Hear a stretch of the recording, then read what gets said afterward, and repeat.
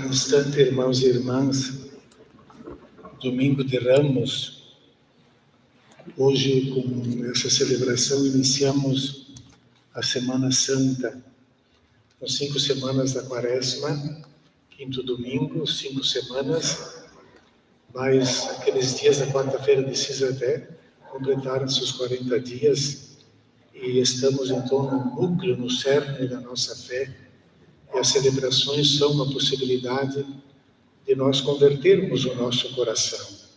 E a liturgia nos oferece tantas palavras para mexer com os nossos sentimentos, com o nosso coração.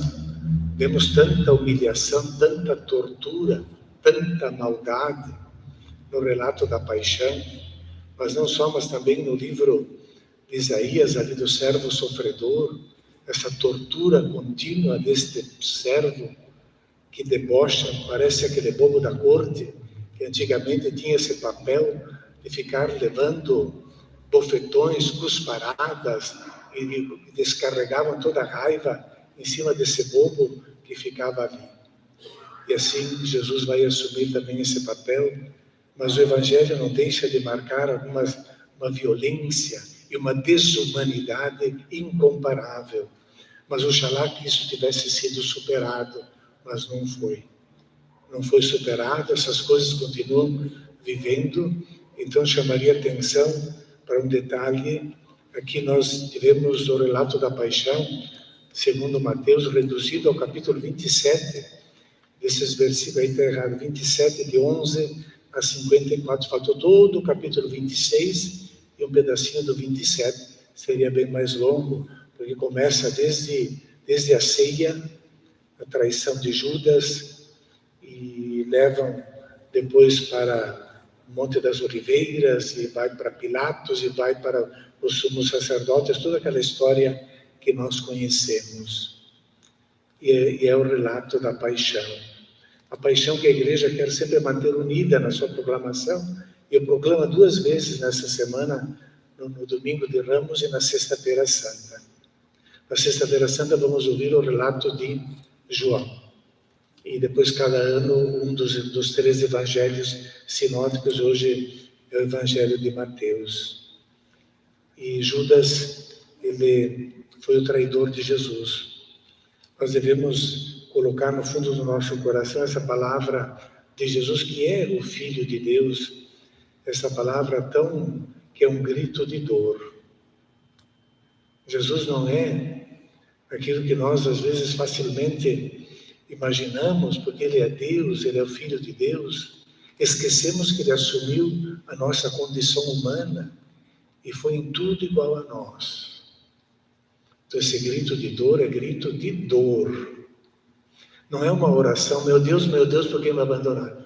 É um grito de dor, de desespero. É o grito que muitas vezes sai também do nosso coração, diante da impotência, diante de uma doença, em nós, em algum familiar, de uma perda. E muitos se perguntam, né? Meu Deus, será que Deus existe? Como é que isso é possível? Esse grito de dor saiu do coração de Jesus também. Por que me abandonaste?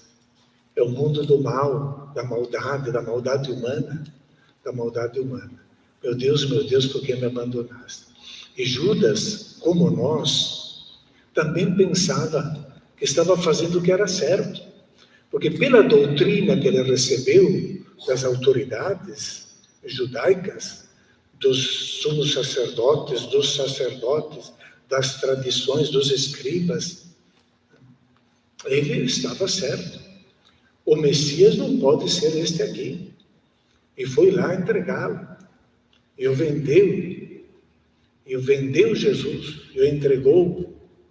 E depois, caindo em si, se arrependeu. Mas não foi falar com Jesus. Foi falar com aqueles que o tinham pagado. Esse é problema teu. Ele jogou aquelas 30 moedas lá dentro do templo. E o templo é que quis, a religião, as falsas religiões que arrancam o sangue dos pobres, que quis a morte de Jesus. E aqui Mateus ele não deixa de registrar que foram os anciãos e os sumos sacerdotes que convenceram aquele povo imbecil a escolher Barrabás. E o povo gritou Barrabás. Mas Judas pensava que estava fazendo uma coisa boa, porque ele foi catequizado, ele tinha as suas convicções, independente do mal que elas pudessem trazer. Então é uma palavra também para nós. E gostaria de chamar a atenção também nesse relato, algo bem interessante que é, neste Evangelho de Mateus 21, o ingresso de Jesus de Jerusalém. Porque na Igreja Oriental celebravam muito mais esse ingresso triunfal de Jesus em Jerusalém, essa primeira parte que nós vivemos, e Hosana, o filho de Davi. E na Igreja Ocidental, em Roma e no Ocidente, celebrava mais a paixão de Jesus, se iniciava a semana da morte de Jesus. Depois o Vaticano uniram as duas celebrações, e nós temos a primeira parte, ela é bonita, ela é viva, é o povo que acolhe Jesus e parece entusiasta com ele. E na segunda parte já caímos e se crucificam nessa mesma celebração. Mas uma coisa que chama atenção, eu coloquei alguns traços disso no carpinteiro que devemos levar para casa, sobre essa insistência com este jumento, com esta jumenta e o jumentinho, filho da jumenta. Por que o evangelista ele vai dar tanto destaque a este detalhe que parece insignificante? Qual é a importância daquilo que Jesus vai montar para entrar em Jerusalém? Se é um jumento, se é uma jumenta, são dois aqui. Marcos fala só de um, só fala do jumentinho e pronto. Qual é essa importância? Por que falam tanto de jumento e de jumenta? E aí vem as tentativas de explicação, porque alguns disseram, não, a jumenta é o povo de Israel que carrega o peso da lei. O jumentinho, que nunca foi montado, é o povo pagão, que ele não tem sobre si o jugo da lei, mas que vai precisar receber esse jugo da lei. E assim foi ao longo da história, rios de tinta estudando e tentando explicar essa história do jumento e da jumenta. Mas, na verdade, aqui tem uma página bem messiânica, porque nós vamos encontrar a resposta para compreender por que os três evangelhos falam desse jumento, dessa jumenta. Nós vamos encontrar no Gênesis, no capítulo 49, lá no início da Bíblia, quando Jacó dá a bênção, abençoa seus 12 filhos, que são 12 tribos. E quando chega a dar a bênção em Judá, ele fala algumas coisas algumas coisas que vão provocar até a ira dos outros. Porque diz assim, lá no versículo 8, então dá uma saliência enorme para Judá, da tribo de Judá, porque diz assim, a ti Judá, é um dos 12 filhos, tem 11 irmãos, a ti Judá, teus irmãos renderão homenagem, tua mão pesará sobre a nuca deles e sobre a nuca de teus inimigos. Diante de ti se prostrarão os filhos de teu pai, os irmãos vão se prostrar diante de Judá. Judá, filhote de leão. Por isso que no Apocalipse vai dizer, o cordeiro é o leão da tribo de Judá, porque é Judá, é o símbolo dessa tribo. Judá, filhote de leão, voltaste, meu filho da pilhagem, agacha-se e deita-se, como leão e como leoa. Quem o despertará? O cetro não será tirado de Judá, nem o bastão de comando de entre os seus pés. até que venha aquele a quem pertencem e a quem obedecerão os povos.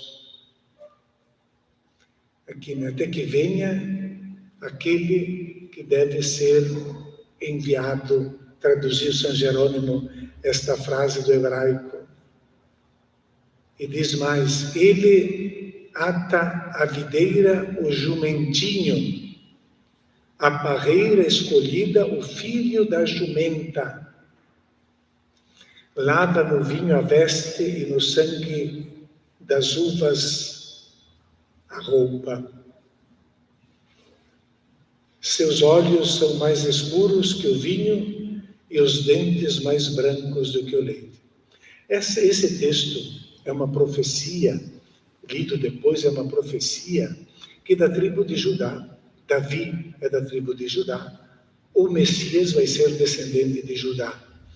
E aqui nós temos já uma raiz. Claro que esse texto foi escrito séculos depois do reinado de Davi. Já se tinha uma história nas costas para fazer isto, né? E aqui se realçam três valores, três riquezas importantes de Judá, que é da dinastia davídica, e o Messias deve ser da tribo de Davi. E as três é o poder dominador do leão. Nós também consideramos o rei da selva. Quem que pode enfrentar um leão, né? A riqueza agrária dos vinhedos, abundância de vinho, pode até lavar roupa no vinho, imagine. A riqueza agrária dos vinhedos e a beleza corporal, mostrando os olhos, ele diz assim, né? Olhos mais escuros que o vinho, olhos escuros e os dentes brancos, né? Então, a beleza física. E aqui então nós estamos diante dessa profecia, porque vai dizer, né, que ele amarra este Judá, ele amarra o jumentinho junto a essa videira. E aí vem uma tradição rabínica que diz que quem vai desamarrar esse jumentinho é o Messias. Por isso Jesus manda buscar a jumenta e o jumentinho. Eu sou o Messias. Comigo se inicia a realização do plano de salvação de Deus. Que tem uma revolução na história. É com Jesus. E eles vão buscar, Jesus monta no jumentinho, que além disso também tem essa conotação de não ser um cavalo. Cavalo é uma arma de guerra, a mula é uma arma de guerra. Não se encontra no mundo nenhum monumento a generais ou soldados ou guerreiros ou imperadores montados num jumento, sempre num cavalo. Jesus, para mostrar que não vem para usar armas, ele vem montado num jumentinho. A jumenta, o jumentinho são instrumento de trabalho. Serve só para trabalhar e para carregar as coisas de um lado para outro.